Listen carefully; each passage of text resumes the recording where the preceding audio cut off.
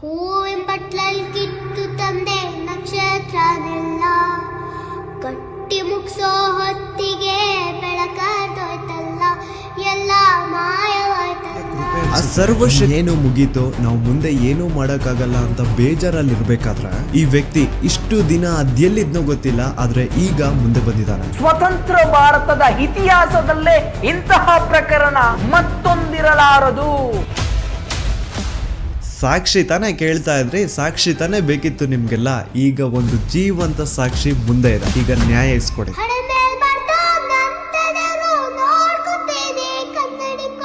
ಅದೇ ಒಂದು ನೇತ್ರಾವತಿ ನದಿ ತೀರದಲ್ಲಿ ಡೈಲಿ ಒಂದು ಹೆಣ ಬೀಳೋದು. ಸೊ ಆ ಒಂದು ಬ್ಲಾಕ್ ಕಲರ್ SUV ಕಾರ್ಗೂ ಹಾಗೂ ನೇತ್ರಾವತಿ ನದಿ ದಡದಲ್ಲಿ ಸಿಗುತ್ತಿದ್ದಂತಹ ಹೆಣಗಳಿಗೂ ಏನೋ ಒಂದು ಸಂಬಂಧ ಇದೆ ಅಂತ ಭೀಮಗೆ ಗೊತ್ತಾಗುತ್ತಾ. ಈವನ್ ಸಿಗುವಂತಹ ಡೆಡ್ ಬಾಡೀಸ್ ನ ಸಹವಾಸಕ್ಕೆ ಪೊಲೀಸರು ಹೋಗ್ತಿದ್ದಿಲ್ಲ. ಸೊ ಯಾಕೆ ಅಲ್ಲಿನ ಪೊಲೀಸ್ ಅವ್ರಿಗೆ ಯಾರ್ದು ಅಂತ ಭಯ ಇತ್ತು? ಅವಳು ಬಾಡಿನ ಒಂದು ಕಡೆ ಮಣ್ಣು ಮಾಡು ಅಂಡ್ ಅವಳಿಗೆ ಸಂಬಂಧ ಪಡುವಂತಹ ವಸ್ತುಗಳನ್ನ ಇನ್ನೊಂದು ಕಡೆ ಮಣ್ಣು ಮಾಡು.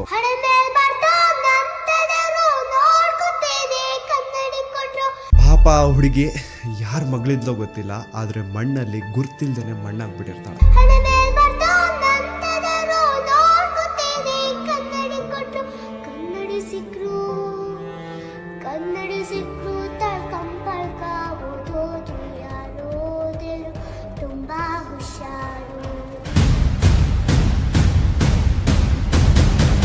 ಅಂಡ್ ಈಗ ಅಸಲಿ ಆಟ ಶುರು. ಆಟ ಅಲ್ಲ, ಶಿವ ತಾಂಡವ ಈ ಸತಿ.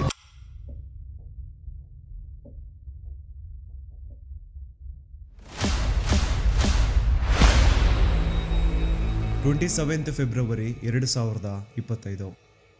ನಾನು ಈ ಒಂದು ಚಾನಲ್ ಅಲ್ಲಿ ಒಂದು ವಿಡಿಯೋ ಅಪ್ಲೋಡ್ ಮಾಡಿದ್ದೆ ಸೌಜನ್ಯ ಮರ್ಡರ್ ಕೇಸ್ ಬಗ್ಗೆ. ಆ ಒಂದು ವಿಡಿಯೋ ಯಾವ ತರ ಸೆನ್ಸೇಷನಲ್ ಆಯ್ತು ಅಂತ ಈಗ ಆಲ್ರೆಡಿ ಎಲ್ರಿಗೂ ಗೊತ್ತಿದೆ. ಅದಾದ್ಮೇಲೆ ಬಹಳಷ್ಟು ಸೋ ಕಾಲ್ಡ್ ಜ್ಞಾನಿಗಳು ಮುಂದೆ ಬಂದು ಒಂದ್ ಸವಾಲ್ ಹಾಕಿದ್ರು. ನೀವು ಹೇಳೋದಕ್ಕೆಲ್ಲ ನಿಮ್ ಹತ್ರ ಸಾಕ್ಷಿ ಇದೆ ಅಂದ್ರೆ ಆ ಸಾಕ್ಷಿನ ಪಬ್ಲಿಕ್ ಮಾಡಿ ಅಥವಾ ಕೋರ್ಟ್ ತಗೊಂಡು ಹೋಗ್ಕೊಡಿ, ಬೀದಿ ರಂಪಾಟ ಯಾಕೆ ಮಾಡ್ತಿದ್ದೀರಾ ಅಂತ. ಅದಾದ್ಮೇಲೆ ನಾನು ಒಂದು ವಿಡಿಯೋ ಮಾಡಿದೆ ಸಾಕ್ಷಿ ನಾಶ ಅಂತ. ಅಂಡ್ ಆ ಒಂದು ವಿಡಿಯೋದಲ್ಲಿ ಪಾಯಿಂಟ್ ಟು ಪಾಯಿಂಟ್ ಎಕ್ಸ್ಪ್ಲೈನ್ ಮಾಡಿದೀನಿ ಹೇಗೆ ಸೌಜನ್ಯ ಕೇಸಲ್ಲಿ ಬಹಳಷ್ಟು ಸಾಕ್ಷಿಗಳು ನಾಶ ಆಗಿದಾವೆ ಅಂತ. ಆದ್ರೂ ಕೆಲವೊಬ್ರದ್ದು ಮಾತ್ರ ಅದೇ ಇದ್ದಿದ್ದೆ, ಕೋರ್ಟ್ ಅಲ್ಲಿ ಹೋಗಿ ನ್ಯಾಯ ಕೇಳಿ ಬೀದಿ ರಂಪಾಟ ಯಾಕೆ ಮಾಡ್ತಿದ್ದೀರಾ ಅಂತ. ಹಾನೆಸ್ಟ್ಲಿ ಹೇಳ್ಬೇಕು ಅಂತಂದ್ರೆ, ಮನ್ಸಾಕ್ಷಿ ಮುಟ್ಕೊಂಡು ಹೇಳ್ಬೇಕು ಅಂದ್ರೆ ಸೌಜನ್ಯ ಕೇಸಲ್ಲಿ ಬಹಳಷ್ಟು ಸಾಕ್ಷಿಗಳು ನಾಶ ಆಗಿದಾವೆ. ಅಂಡ್ ಮಿಕ್ಕಿರುವಂತಹ ಸಾಕ್ಷಿಗಳನ್ನ ಇಟ್ಕೊಂಡು ಕೋರ್ಟ್ ಅಲ್ಲಿ ಹೋಗಿ ನ್ಯಾಯ ಕೇಳಿದ್ರೆ ನ್ಯಾಯ ಸಿಗೋದು ಬಹಳ ಕಷ್ಟ. ಸೊ ಏನಪ್ಪಾ ಮಾಡೋದು, ನಮ್ ಕಣ್ಣು ಮುಂದೆನೆ ಆರೋಪಿಗಳು ಐಷಾರಾಮಿ ಜೀವನ ನಡೆಸ್ತಿದ್ದಾರೆ, ಆದ್ರೆ ಸಾಕ್ಷಿ ಇಲ್ದೆ ಅವ್ರನ್ನೇನು ಮಾಡಕ್ ಆಗ್ತಿಲ್ವಲ್ಲ ಅಂತ ಬೇಜಾರಲ್ಲಿ ಇರ್ಬೇಕಾದ್ರೆ ಆ ಸರ್ವಶಕ್ತಿಯ ಕೃಪೆ ಅನ್ಸುತ್ತೆ ಇನ್ನೇನು ಮುಗೀತು, ನಾವು ಮುಂದೆ ಏನೂ ಮಾಡಕ್ಕಾಗಲ್ಲ ಅಂತ ಬೇಜಾರಲ್ಲಿ ಇರ್ಬೇಕಾದ್ರೆ ಈ ವ್ಯಕ್ತಿ ಇಷ್ಟು ದಿನ ಅದೆಲ್ಲಿದ್ನೋ ಗೊತ್ತಿಲ್ಲ, ಆದ್ರೆ ಈಗ ಮುಂದೆ ಬಂದಿದ್ದಾನೆ. ಅಂಡ್ ಈ ವ್ಯಕ್ತಿ ಧರ್ಮಸ್ಥಳದಲ್ಲಿ 23 ವರ್ಷಗಳ ಕಾಲ ಕೆಲಸ ಮಾಡಿದಾನೆ. ಅಂಡ್ ಅದು ಯಾವ ತರ ಕೆಲಸ ಗೊತ್ತಾ, ದಣಿಗಳು ಮಾಡಿ ಅಥವಾ ಮಾಡಿ ಬಿಸಾಡಿರುವಂತಹ ಹೆಣಗಳನ್ನ ಯಾರಿಗೂ ಗೊತ್ತಾಗದಿರೋ ರೀತಿ ಎತ್ಕೊಂಡು ಹೋಗಿ ಎಲ್ಲೋ ದೂರದಲ್ಲಿ ಯಾವ್ದೋ ಕಾಡಲ್ಲಿ ಮಣ್ಣು ಮಾಡ್ಬಿಟ್ಟು ಬರೋದು, ಇದು ಈ ವ್ಯಕ್ತಿಯ ಕೆಲಸ.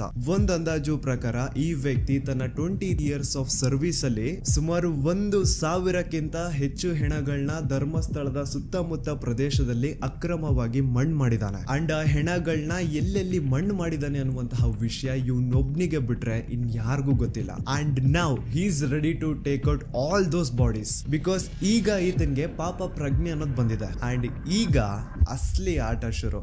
ಆಟ ಅಲ್ಲ, ಶಿವ ತಾಂಡವ ಈ ಸತಿ.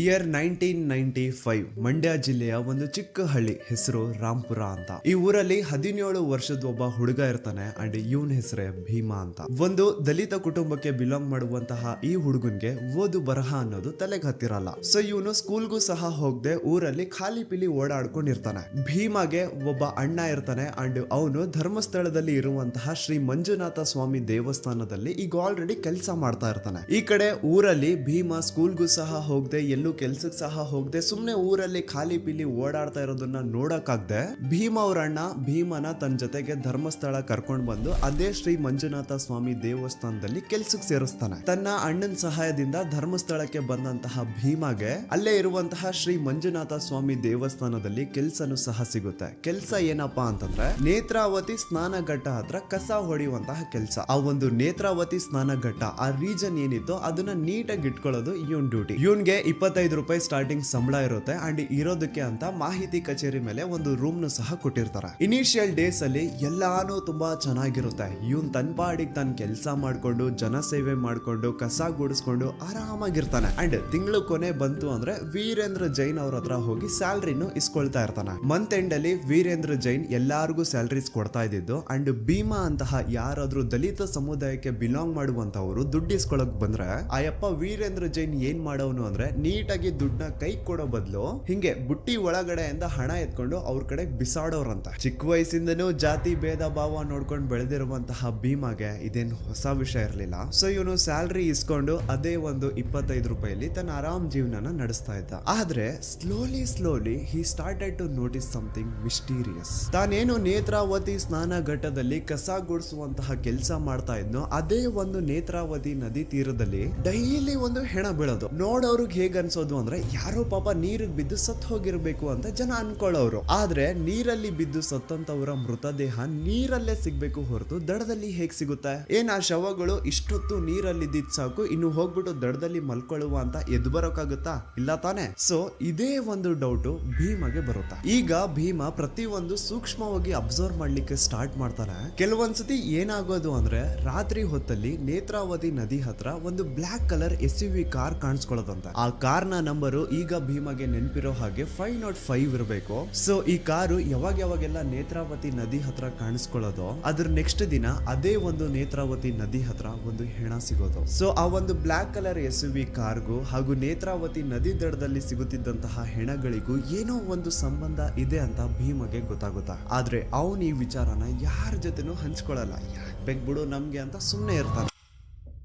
ದೆನ್ ಬರ್ತಾ ಭೀಮ ಕೆಲ್ಸಕ್ಕೆ ಸೇರ್ಕೊಂಡಿದ್ದು 2-3 ವರ್ಷ ಆದ್ಮೇಲೆ ಭೀಮನ ಸೂಪರ್ವೈಸರ್ ರಾಜೇಂದ್ರ ದಾಸ್ ಭೀಮನ ಕರೆಸಿ ಒಂದು ಅಪರಿಚಿತ ಮಹಿಳೆಯ ಹೆಣ ಸಿಕ್ಕಿದೆ, ಅದನ್ನ ಯಾರಿಗೂ ಗೊತ್ತಾಗ್ದಿರೋ ರೀತಿ ಎಲ್ಲಾದ್ರೂ ದೂರದಲ್ಲಿ ತಗೊಂಡು ಹೋಗಿ ನೀನ್ ಮಣ್ಣು ಮಾಡ್ಬೇಕು. ಇಷ್ಟನೋ ಕಷ್ಟನೋ ಭೀಮ ಈ ಒಂದು ಕೆಲ್ಸನ ಒಪ್ಕೊಳ್ಳೇಬೇಕಿತ್ತು. ಇಲ್ಲ ಅನ್ನೋ ಆಗಿರ್ಲಿಲ್ಲ. ಏನೋ ಇದೊಂದ್ಸತಿ ಈ ಕೆಲ್ಸ ಮಾಡು ಅಂತವ್ರೆ ಬಿಡು ಮಾಡ್ಕೊಡುವ ಅಂತ ಭೀಮ ಆ ಕೆಲ್ಸನ ಮಾಡ್ಕೊಡ್ತಾನೆ. ಆದ್ರೆ ಮುಂದೆ ಹೋಗಿ ಅಪರಿಚಿತ ಹೆಣಗಳನ್ನ ಅಕ್ರಮವಾಗಿ ಹೂತ್ ಹಾಕೋದೆ ಭೀಮನ ಕೆಲಸ ಆಗೋಗುತ್ತಾ. ಯಾವ ಒಂದು ಮಾಹಿತಿ ಕಚೇರಿ ಮೇಲೆ ಭೀಮಗೆ ರೂಮ್ ಕೊಟ್ಟಿದ್ರೋ ಅದೇ ಒಂದು ಮಾಹಿತಿ ಕಚೇರಿಯಿಂದ ಭೀಮಗೆ ಡೈಲಿ ಕಾಲ್ ಬರುತ್ತಾ. ಅಂಡ್ ಆ ಕಾಲ್ ಅಲ್ಲಿ ಭೀಮನ ಸೂಪರ್ವೈಸರ್ಸ್ ಇಂತಿಂತ ಕಡೆ ಹೆಣ ಬಿದ್ದಿದೆ ಅಂತ ಹೇಳೋರು. ಅಲ್ಲಿಗೆ ಭೀಮ ಹೋಗಿ ಆ ಹೆಣನ ಎತ್ಕೊಂಡು ಯಾರಿಗೂ ಗೊತ್ತಾಗದೇ ಇರೋ ರೀತಿ ಕದ್ದು ಮುಚ್ಚಿ ಎಲ್ಲಾದ್ರೂ ದೂರದ ಪ್ರದೇಶದಲ್ಲಿ ಅದನ್ನ ಮಣ್ಣು ಮಾಡ್ಬಿಟ್ಟು ಬರೋನು. ಡೈಲಿ 1-2 ಹೆಣಗಳನ್ನ ಹೂತಾಕೋದೆ ಇದನ್ ಕೆಲ್ಸ. ಬೆಳಿಗ್ಗೆ ಒಂದು ಹೆಣ ಬಿದ್ದಿದೆ ಹೋಗಿ ಹೂತಾಕಿ ಬಾ ಅಂತ ಮಾಹಿತಿ ಕಚೇರಿಯಿಂದ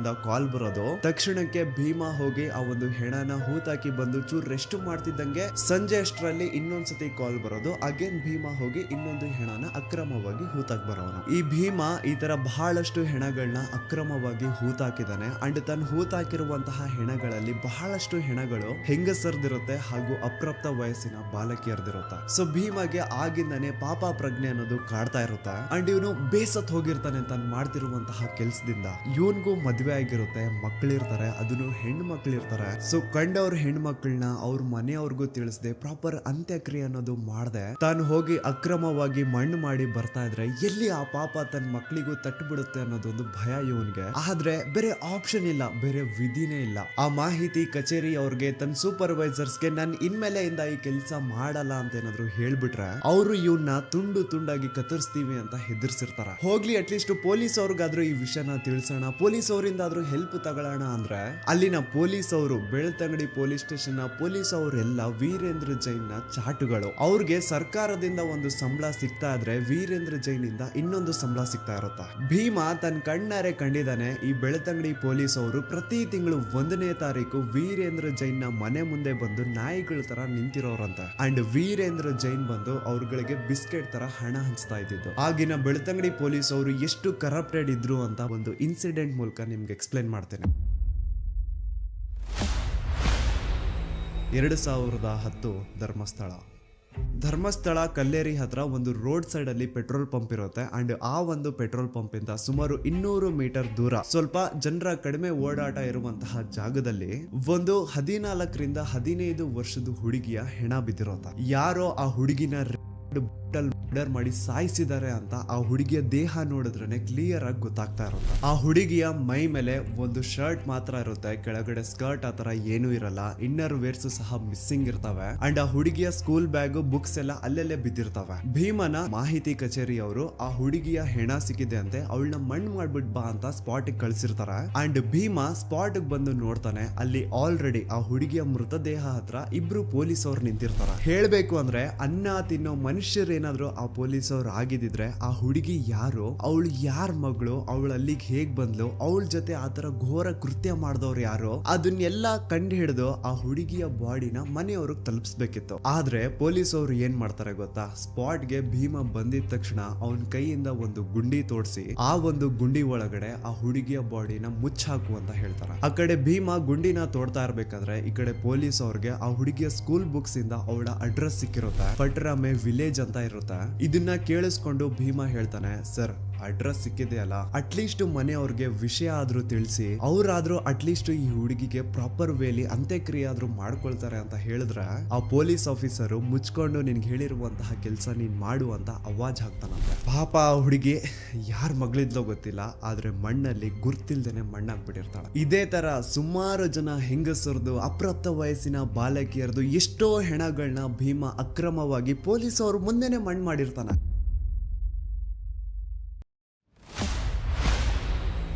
2012 ಧರ್ಮಸ್ಥಳ. ಭೀಮನ ಮಾಹಿತಿ ಕಚೇರಿಯವರು ಕರೆದು ಇಂಥ ಕಾಡಲ್ಲಿ ಒಂದು ಹುಡುಗಿಯ ಹೆಣ ಬಿದ್ದಿದೆ ಅಂತೆ, ಅದನ್ನ ಯಾರಿಗೂ ಗೊತ್ತಾಗ್ದಿರೋ ರೀತಿ ಹೋಗಿ ಮಣ್ಣು ಮಾಡಿ ಬಾ ಅಂತ ಕಳಿಸ್ತಾರೆ. ಮಾಹಿತಿ ಕಚೇರಿಯವರು ಹೇಳಿದಂತಹ ಲೊಕೇಶನ್ಗೆ ಭೀಮ ಬಂದು ನೋಡಿದ್ರೆ ಅಲ್ಲಿ ಆಕ್ಚುಯಲ್ ಆಗಿ ಒಂದು ಹುಡುಗಿಯ ಹೆಣ ಬಿದ್ದಿರುತ್ತೆ. ಸುಮಾರು 20 ವರ್ಷ ವಯಸ್ಸು ಆ ಹುಡುಗಿದಿರುತ್ತೆ ಅಂಡ್ ಆ ಹುಡುಗಿಯ ಮುಖನ ಕಂಪ್ಲೀಟ್ ಆಸಿಡ್ ಇಂದ ಸುಟ್ಬಿಟ್ಟಿರ್ತಾರೆ. ಆದ್ರೆ ಆ ಹುಡುಗಿಯ ಬಟ್ಟೆಗಳಿಂದ ಭೀಮ ಅವಳನ್ನ ಕಂಡುಹಿಡಿತಾನೆ. ಅದೇ ಹುಡುಗಿನ ಈ ಹಿಂದೆ ಭೀಮ ದೇವಸ್ಥಾನದಲ್ಲಿ ನೋಡಿರ್ತಾನೆ ಅಂಡ್ ಆ ಹುಡುಗಿ ಮೈಸೂರಿಂದ ಬಂದಿದ್ಲು ಅಂತಾನು ಭೀಮಗೆ ಚೆನ್ನಾಗಿ ಗೊತ್ತಿರುತ್ತೆ. ಸೊ ನಿನ್ನೆ ದೇವಸ್ಥಾನದಲ್ಲಿ ನೋಡಿದಂತಹ ಅದೇ ಹುಡುಗಿ ಈಗ ಅವನ್ ಮುಂದೆ ಹೆಣ ಆಗಿ ಬಿದ್ದಿರ್ತಾಳೆ. ಅವಳ ದೇಹದ ಮೇಲೆ ಸರಿಯಾದ ಬಟ್ಟೆಗಳಿರಲ್ಲ, ಒಳ ಉಡುಪುಗಳೆಲ್ಲ ಕಾಣೆ ಆಗಿರ್ತವೆ, ಬಾಡಿ ಮೇಲೆಲ್ಲ multiple fractures and clearly body ನೋಡಿ ಗೊತ್ತಾಗ್ತಾ ಇರುತ್ತೆ ಅವಳ ಜೊತೆ ರೇಪ್ ನಡೆದಿದೆ ಅಂತ. ಅಂಡ್ ಅವಳ ದೇಹನ ಒಂದು ನ್ಯೂಸ್ ಪೇಪರ್ ಇಂದ ಕವರ್ ಮಾಡಿರ್ತಾರೆ ಹಾಳಾದವರು. ಭೀಮಗೆ ಮಾಹಿತಿ ಕಚೇರಿಯವರು ಏನ್ ಹೇಳಿರ್ತಾರೆ ಅಂದ್ರೆ ಅವಳ ಬಾಡಿನ ಒಂದು ಕಡೆ ಮಣ್ಣು ಮಾಡು ಅಂಡ್ ಅವಳಿಗೆ ಸಂಬಂಧ ಪಡುವಂತಹ ವಸ್ತುಗಳನ್ನ ಇನ್ನೊಂದು ಕಡೆ ಮಣ್ಣು ಮಾಡು, ಎರಡು ಒಂದೇ ಕಡೆ ಇರಬಾರ್ದು ಅಂತ ಕ್ಲಿಯರ್ ಇನ್ಸ್ಟ್ರಕ್ಷನ್ಸ್ ಕೊಟ್ಟಿರ್ತಾರೆ. ಮಾಹಿತಿ ಕಚೇರಿಯ ತನ್ನ ಸೂಪರ್ವೈಸರ್ಸ್ ಹೇಳ್ದಂಗೆ ಭೀಮ 2 ಗುಂಡಿ ತೋಡಿ 2 ಬೇರೆ ಬೇರೆ ಕಡೆ ಗುಂಡಿ ತೋಡಿ ಒಂದರಲ್ಲಿ ಆ ಹುಡುಗಿಯ ದೇಹನ ಮುಚ್ಚಾಕ್ತಾನೆ, ಇನ್ನೊಂದರಲ್ಲಿ ಅವಳಿಗೆ ಸಂಬಂಧ ಪಡುವಂತಹ ವಸ್ತುಗಳನ್ನ ಮುಚ್ಚಾಕ್ತಾನೆ. ಇದೇ ರೀತಿ ಭೀಮ ಆ ಒಂದು ಧರ್ಮಸ್ಥಳದ ಸುತ್ತಮುತ್ತ ಪ್ರದೇಶದಲ್ಲಿ ಎಷ್ಟು ಹೆಣಗಳನ್ನ ಅಕ್ರಮವಾಗಿ ಊತಾಕಿದನೋ ಅವನ್ಗೆನೆ ಲೆಕ್ಕ ಇಲ್ಲ. ಹೆಂಗಸರು, ಅಪ್ರಾಪ್ತ ವಯಸ್ಸಿನ ಬಾಲಕಿಯರು, ಭಿಕ್ಷುಕರು, ಈವನ್ ದೇವಸ್ಥಾನದ ಮುಂದೆ ಬಂದು ಕುತ್ಕೊಳ್ತಿದ್ದಂತಹ ಭಿಕ್ಷುಕರನ್ನು ಸಹ ಆ ದರಿದ್ರ ನನ್ನ ಮಕ್ಕಳು ಬಿಟ್ಟಿರ್ಲಿಲ್ಲ. ಈ ಟೆಂಪಲ್ ಮ್ಯಾನೇಜ್ಮೆಂಟ್ ಅವ್ರಿಗೇನು ಅಂತಂದ್ರೆ ನೋಡಿ ನಮ್ ಧರ್ಮಸ್ಥಳದಲ್ಲಿ ಒಬ್ರು ಭಿಕ್ಷುಕರಿಲ್ಲ ಅಂತ ತೋರಿಸ್ಕೊಳ್ಳೋ ಆಸೆ. ಅದ್ರ ಸಲುವಾಗಿ ಈ ಟೆಂಪಲ್ ಮ್ಯಾನೇಜ್ಮೆಂಟ್ ಅವರು ಏನ್ ಮಾಡೋರು ಅಂದ್ರೆ ಆ ದೇವಸ್ಥಾನದ ಸುತ್ತಮುತ್ತ ಎಲ್ಲಾದ್ರೂ ಯಾರಾದ್ರೂ ಭಿಕ್ಷೆ ಬೇಡ್ತಾ ಇರೋ ರೀತಿ ಕಾಣಿಸಿದ್ರೆ ಅವ್ರನ್ನ ಮೊದ್ಲು ಹಿಡ್ಕೊಂಡ್ ಬಂದು ಚೆನ್ನಾಗಿ ಹೊಡಿಯೋದು. ಎಷ್ಟೋ ಸತಿ ಭೀಮನು ಸೇರ್ಕೊಂಡು ಆ ಭಿಕ್ಷುಕರನ್ನ ಹೊಡೆದಿರ್ತಾನೆ. ಸೊ ಚೆನ್ನಾಗಿ ಅವ್ರನ್ನ ಹೊಡೆದು ಮುಕ್ ಮಾಡಾದ್ಮೇಲೆ ಅವ್ರಿಗೊಂದು ಬಸ್ ಟಿಕೆಟ್ ಮಾಡಿಸಿ ಮಂಗಳೂರು ಅಥವಾ ಸಕಲೇಶ್ಪುರ ಕಡೆ ಕಳಿಸ್ಬಿಡೋದು. ಹಂಗ್ ಕಳಿಸಾದ್ಮೇಲೆನು ಅಪ್ಪಿ ತಪ್ಪಿ ಏನಾದ್ರೂ ಆ ಭಿಕ್ಷುಕರು ವಾಪಸ್ ಧರ್ಮಸ್ಥಳಕ್ಕೆ ಬಂದು ಅಲ್ಲಿ ಭಿಕ್ಷೆ ಬೇಡ್ತಾ ಇರೋ ರೀತಿ ಏನಾದ್ರು ಕಾಣಿಸ್ಕೊಂಡ್ರೆ ಅವ್ರನ್ನ ಈ ಸತಿ ಹಿಡ್ಕೊಂಡ್ ಬಂದು ಬರೀ ಹೊಡಿತಾ ಇರ್ಲಿಲ್ಲ, ಚಿತ್ರ ಹಿಂಸೆ ಕೊಟ್ಟು ಸಾಯಿಸವ್ರಂತ. ನೆಕ್ಸ್ಟ್ ದಿನ ಮಾಹಿತಿ ಕಚೇರಿಯವರು ಭೀಮನ ಕರೆಸಿ ಭೀಮ ಆ ಭಿಕ್ಷುಕರ ಮೃತದೇಹನ ಎತ್ಕೊಂಡೋಗಿ ಎಲ್ಲೋ ದೂರದಲ್ಲಿ ಯಾವ್ದಾದ್ರು ಒಂದು ಕಾಡಲ್ಲಿ ಮಣ್ಣು ಮಾಡ್ಬಿಟ್ಟು ಬರ್ಬೇಕಿತ್ತು. ಈ ತರ ಭೀಮ ಬಹಳಷ್ಟು ಹೆಣಗಳನ್ನ ಎತ್ಕೊಂಡು ಹೋಗಿ ಧರ್ಮಸ್ಥಳದ ಸುತ್ತಮುತ್ತ ಪ್ರದೇಶದಲ್ಲಿ ಅಕ್ರಮವಾಗಿ ಮಣ್ಣು ಮಾಡಿದಾನೆ. ಅಂಡ್ ನಾನು ಆಗ್ಲೇ ಹೇಳ್ದಂಗೆ ಇವನು ಅತಿ ಹೆಚ್ಚಾಗಿ ಮಣ್ಣು ಮಾಡಿರುವಂತಹ ಶವಗಳು ಒಂದು ಹೆಂಗಸರದು, ಇನ್ನೊಂದು ಅಪ್ರಾಪ್ತ ವಯಸ್ಸಿನ ಬಾಲಕಿಯರದು. ಅಂಡ್ ಈ ಮಹಿಳೆಯರದು ಹಾಗೂ ಅಪ್ರಾಪ್ತ ವಯಸ್ಸಿನ ಬಾಲಕಿಯರದು ಶವಗಳು ಭೀಮಗೆ ಧರ್ಮಸ್ಥಳದಲ್ಲಿ ಇರುವಂತಹ ರಜತಾದ್ರಿ ಗೋದಾವರಿ, ಸಾಕೇತ್, ನೇತ್ರಾವತಿ, ಗಂಗೋತ್ರಿ ಅಂಡ್ ನರ್ಮದಾ ಈ ಒಂದು ಹೆಸರಿರುವಂತಹ ಲಾಡ್ಜಸ್ ಅಲ್ಲಿ ಅವುಗಳ ರೂಮ್ಸ್ ಅಲ್ಲಿ ಸಿಗ್ತಾ ಇದ್ದಿದ್ದು. ಅಂಡ್ ಈ ಎಲ್ಲಾ ಲಾಡ್ಜಸ್ ದಣಿಗಳದು. ಅಂಡ್ ಆ ಹೆಣ್ಮಕ್ಳದ್ದು ಏನು ಶವಗಳು ಸಿಗ್ತಾ ಇತ್ತೋ ಅವ್ರ ಮೈ ಮೇಲೆ ಪ್ರಾಪರ್ ಬಟ್ಟೆಗಳು ಇರ್ತಾ ಇರ್ಲಿಲ್ಲ. ಪ್ರತಿ ಒಂದು ಕೇಸಲ್ಲಿ ಅವ್ರ ಇನ್ನರ್ ವೇರ್ಸ್ ಮಿಸ್ಸಿಂಗ್ ಇರೋದು ಅಂಡ್ ಅವ್ರ ಮೈ ಮೇಲೆ ಆಗಿರುವಂತಹ ಗಾಯಗಳು, ಅವ್ರ ತುಟಿನ ಕಚ್ಚಿರುವಂತಹ ರೀತಿ ಅದೆಲ್ಲಾನು ಕ್ಲಿಯರ್ ಆಗಿ ಹೇಳ್ತಾ ಇರುತ್ತೆ ಅವ್ರ ಜೊತೆ ರೇಪ್ ಆಗಿದೆ ಅಂತ. ಇಷ್ಟೆಲ್ಲ ಕಣ್ಣು ಮುಂದೆ ನಡೀತಾ ಇದ್ರು ಲೋಕಲ್ ಪೊಲೀಸ್ ಅವರಲ್ಲಿ ಒಬ್ರು ಆರೋಪಿನ ಹಿಡಿಯುವಂತಹ ಏನು ಪ್ರಯತ್ನ ಮಾಡ್ತಿದ್ದಿಲ್ಲ ಅಂತ. ಈವನ್ ಸಿಗುವಂತಹ ಡೆಡ್ ಬಾಡೀಸ್ ನ ಸಹವಾಸಕ್ಕೆ ಪೊಲೀಸ್ ಅವ್ರು ಹೋಗ್ತಿದ್ದಿಲ್ಲ. ಸೊ ಯಾಕೆ ಅಲ್ಲಿನ ಪೊಲೀಸ್ ಅವ್ರಿಗೆ ಯಾರ್ದು ಅಂತ ಭಯ ಇತ್ತು. ಅಂಡ್ ನಾನು ಸೌಜನ್ಯ ಕೇಸ್ ಬಗ್ಗೆ ಮೊದಲನೇ ವಿಡಿಯೋ ಮಾಡಿದಾಗ ಅದರಲ್ಲಿ ನಾರಾಯಣ ಹಾಗೂ ಅವ್ರ ತಂಗಿ ಯಮುನಾನ ಬ್ರೂಟ್ ಮರ್ಡರ್ ಕೇಸ್ ಬಗ್ಗೆ ಹೇಳಿದ್ದೆ ಗೊತ್ತಾ. ಆನೆ ಮಾವುತ ನಾರಾಯಣ ಹಾಗೂ ಅವ್ರ ತಂಗಿ ಯಮುನಾ ಬಗ್ಗೆ ಕೇಳಿದಾಗ ಇವ್ರು ಕೆಲವೊಂದು ಹೊಸ ವಿಷಯ ಹೇಳ್ತಾರೆ. ಅದೇನಂತಂದ್ರೆ ನಾರಾಯಣ ಅವರು ಪಾಪ ಶ್ರೀ ಮಂಜುನಾಥ ಸ್ವಾಮಿ ದೇವಸ್ಥಾನದ ಎದುರುಗಡೆ ಇರುವಂತಹ ಅಶ್ವತ್ ಕಟ್ಟೆಗೆ ಡೈಲಿ ನಮಸ್ಕಾರ ಹಾಕ್ಲಿಕ್ಕೆ ಅಂತ ಬರೋರಂತೆ. ಅಂಡ್ ಅವ್ರ ಆತರ ಬಂದಾಗ ಈ ಟೆಂಪಲ್ ಮ್ಯಾನೇಜ್ಮೆಂಟ್ ಅವರು ಭೀಮಾ ಅಂತಹ ಕೆಲ್ಸದವ್ರನ್ನ ಕರೆಸ್ಬಿಟ್ಟು ಅವ್ರ ಕೈಯಲ್ಲಿ ನಾರಾಯಣನ ಚೆನ್ನಾಗಿ ಹೊಡ್ಸವ್ರಂತೆ. ಅಂಡ್ ಇನ್ನು ನಾರಾಯಣ ಅವ್ರ ತಂಗಿ ಯಮುನಾ ಏನಿದ್ರು ಅವ್ರ ಮೇಲೆ ಗಾರ್ಡನ್ ಸೂಪರ್ವೈಸರ್ ರಾಜೇಂದ್ರ ರಾಯ್ ತುಂಬಾ ಕೆಟ್ಟ ದೃಷ್ಟಿ ಇಟ್ಟಿರ್ತಾನಂತೆ. ಪಾಪ ಅಯ್ಯಮ್ಮ ಹೋಗ್ಬೇಕಾದ್ರೆ ಬರ್ಬೇಕಾದ್ರೆ ಅವಳನ್ನ ಚುಡಾಯಿಸೋದು, ಬರ್ತೀಯಾ ಅಂತ ಕೇಳೋದು, ಹಿಂಗೆಲ್ಲ ಕೆಟ್ಟದಾಗಿ ಬಿಹೇವ್ ಮಾಡ್ತಿದ್ನಂತ. ಅಂಡ್ ಇದನ್ನೆಲ್ಲ ತನ್ನ ಕಣ್ಣಾರೆ ಕಂಡಿದ್ದಾನೆ. 21 ಸೆಪ್ಟೆಂಬರ್ 2012 ಅವತ್ತಿನ ದಿನ ಆನೆ ಮಾವುತ ನಾರಾಯಣ ಅವ್ರ ಮನೆಗ್ ನುಗ್ಗಿ ನಾರಾಯಣ ಅವ್ರನ್ನ ಸಾಯಿಸಿ ಅವ್ರ ತಂಗಿ ಯಮುನನ ರೇಪ್ ಅಂಡ್ ಮರ್ಡರ್ ಮಾಡಿದ್ದು ಇದೇ ರಾಜೇಂದ್ರ ರೈ ಅಂತ. ಅಂಡ್ ಇವನ್ನ ಅಲ್ಲಿ ಕಳಿಸಿದ್ದು ಚಿಕ್ಕ ದಣಿಗಳು ಹರ್ಷೇಂದ್ರ ಕುಮಾರ್. ಆನೆ ಮಾವುತನ ಸಾಯಿಸಿ ಆ ಜಾಗದ ಆಸ್ತಿ ಪತ್ರಗಳನ್ನ ಎತ್ಕೊಂಡ್ ಬಾ ಅಂತ ಈ ರಾಜೇಂದ್ರ ರೈನ ಅಂಡ್ ಅವ್ನ ಇಡೀ ಗ್ಯಾಂಗ್ ನ ಈ ಹರ್ಷೇಂದ್ರ ಕುಮಾರ್ ಕಳಿಸಿದ್ನಂತ.